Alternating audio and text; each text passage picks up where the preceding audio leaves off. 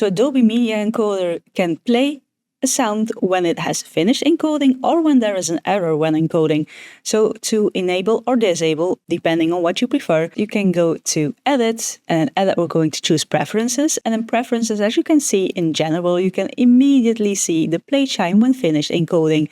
So if you take this one off, it will play a sound when it has finished encoding and when it has an error.